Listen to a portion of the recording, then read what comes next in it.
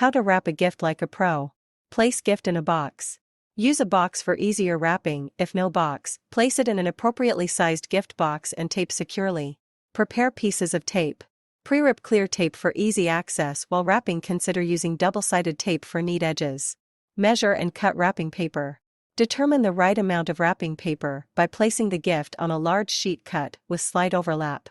Tip: use wrapping paper with grid lines for easier measuring and folding.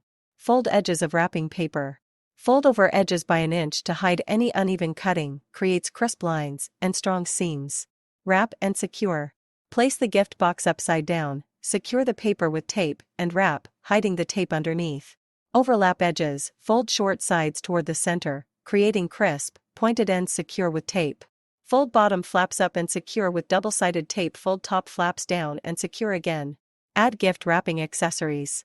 After wrapping, enhance the presentation with a thick ribbon to hide tape and create a beautiful bow. Consider making a DIY tiered bow from ribbon for an extra touch. Add a gift tag.